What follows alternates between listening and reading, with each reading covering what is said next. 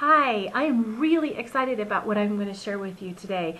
I am going to piggyback on my post from yesterday, and I decided that today, instead of writing, I wanted to vlog. And I got this inspiration actually from one of my blogging friends, because I saw something in today's passage that I really feel like piggybacks on what I wrote yesterday about how that Abraham's sin did not lead him to being under the judgment of God. That even though he sinned by conceiving a child with his wife's servant, Hagar, and she gave birth to the son Ishmael, he still received the blessing of God. God did not go back on his covenant. God did not go back on his promise with Abraham. And so many times when we see a brother or sister in sin, we immediately want to just point the finger and say the judgment of God is going to come upon them, and they can't live under the blessing of God. That's not necessarily true. God sends rain on the just and the unjust, and there are times when God will continue to bless us even though we are not living in the fullness of what we should be living with God. Even though maybe our relationship isn't what it should be, we still experience the blessing of God because that's grace. And grace can't be earned. Grace is given as a free gift. And so we looked at today in today's passage with the Good Morning Girls in Croatia, Bosnia, and Serbia, that God, the Lord actually came to Abraham in the flesh with two angels.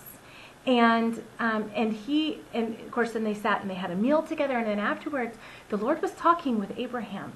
And the verse actually says that the Lord said to himself, unto himself, "Can I hide from Abraham what I am about to do?" And that is such a critical verse, because what we see here is an element of the covenant of God with the people that he's in covenant with, that he is not going to sit here on top, make all kinds of decisions, and not carry that communication down.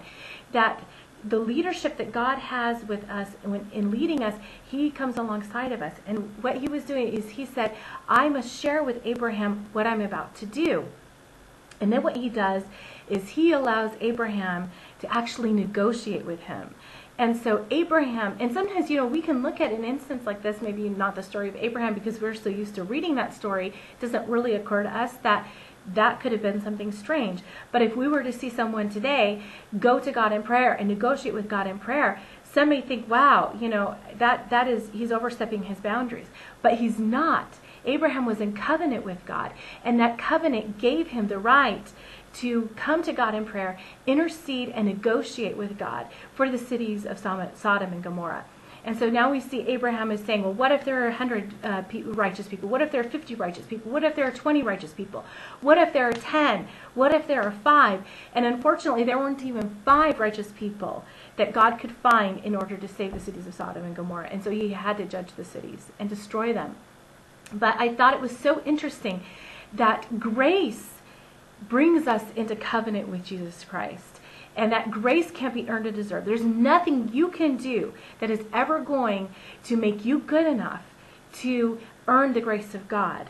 The grace of God is available to you only because of the blood of Jesus Christ and his sacrifice on the cross.